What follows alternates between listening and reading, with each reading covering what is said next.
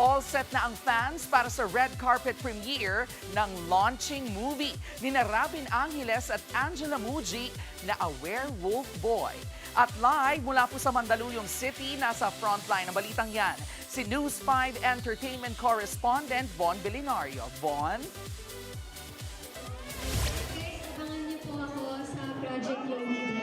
Nako, Jervy, grabe na nga yung excitement dito sa isang mall sa Mandaluyong City para nga sa red carpet premiere ng A Werewolf Boy na pinagbibidahan ni Robin Angeles at Angela Muji.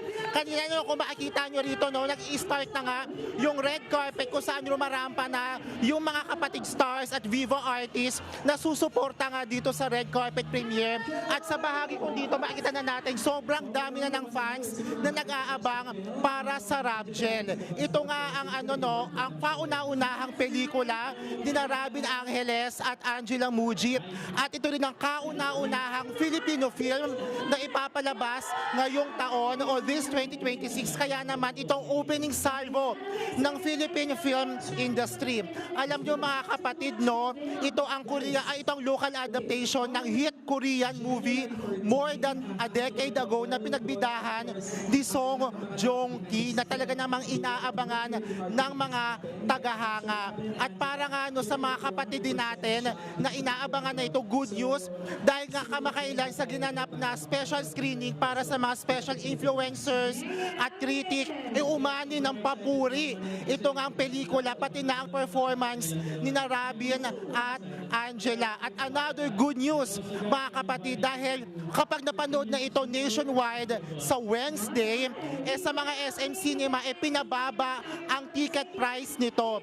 275 pesos para sa mga sinihan dito sa Metro Manila at 230 pesos para sa mga SM Cinemas sa mga probinsya. Ito ang paraan ng Viva para nga mahikayat yung mga kapatid natin at kababayan na manood ng local films at tangkilikin ang pelikulang Pilipino. And this time, no, Jervy, bago tayo mag-extra, makakasama natin ang direktor mismo ng A Werewolf Boy, si Direk Crisanto Aquino. Hi, Direk! Good evening. Live po tayo sa Frontline Pilipinas. Good evening everyone. Maraming salamat.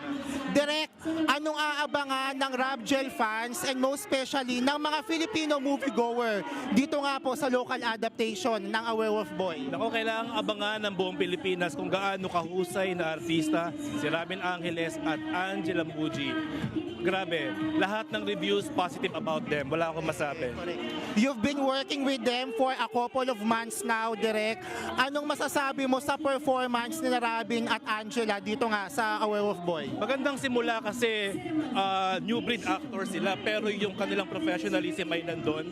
Sinyalis siya na maganda ang future ng dalawang to. Direk, invite na natin yung ating mga kapatid to watch A Werewolf Boy sa mga sinehan. Mga kapwa ko Pilipino, mga kapatid, iniibita ko kayong manood ng A Werewolf Boy, January 14 na po sa lahat ng sinehan sa buong Pilipinas. Salamat po. Thank you, Direk. Salamat. Ayan. Yan ang latest mula dito sa isang mall sa Mandaluyong City. Jervy. Congratulations, Rapgel, at maraming salamat, Bon Belinario. Mga kapatid, Jervy Wrightson po. Eto na nga. Para sa latest showbiz news at iba pang kay-alaman, mag-follow at mag-subscribe na sa social media pages ng News 5.